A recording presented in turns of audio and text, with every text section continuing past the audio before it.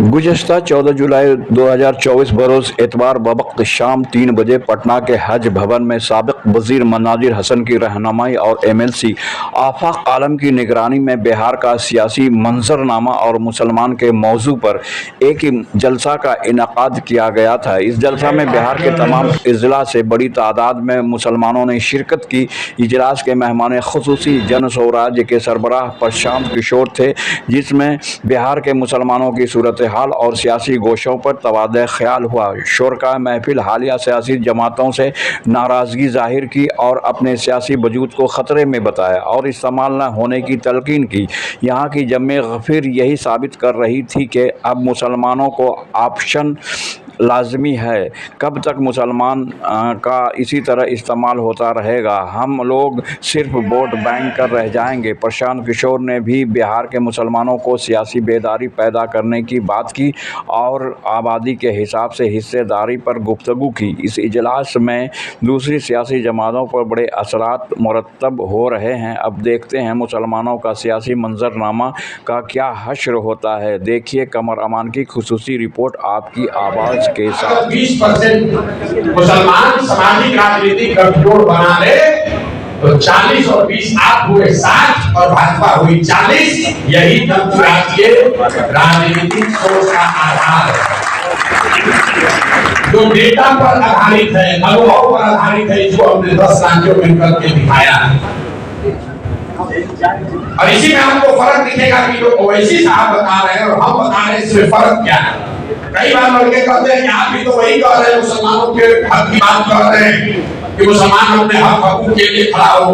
अभी विधायक जी ने भी कहा कि सब मुसलमान इकट्ठा हो जाओ, ओवैसी साहब को कह रहे हैं और जनसुराज को कह रहा है, यही उसमें फर्क है।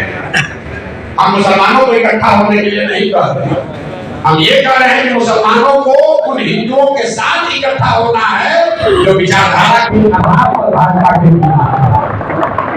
अगर सिर्फ मुसलमानों को इकट्ठा कीजिएगा जो ओवैसी साहब बता रहे हैं, तो यही बात तो भाजपा चाहती है कि आप सिर्फ 20% इकट्ठा हो जाए ताकि बाकी का 80 एक साथ हो जाए। तो फार्मूला यहाँ है। और क्यों गांधी का पिक्चर इसमें लगा हुआ? हम कोई काम ऐसा नहीं करते जिसका पहले से प्रमाण ना हो।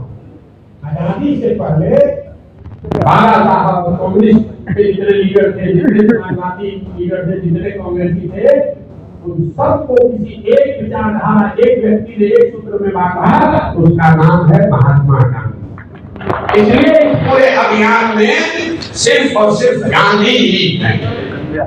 इनके ही वो गांधी में ही ताकत है, उस विचारधारा, उस शख्स में ताकत है कि चार विचारधारा के मानने वाले हिंदुओं को इकट्ठा करे और उसके बाद अगर आपके साथ उसको जोड़ दिया जाए तो आपके पास विचारधारा भी होगी और आपके पास वो संख्या भी होगी ताकि आप राजनीतिक लड़ाई लड़े और जीत सके। यही पूरा प्रयास है। एक शब्द में जनसुराज आजादी से पहले महात्मा गांधी की जो कांग्रेस थी उसको पुनर्जीवित करने का अभियान।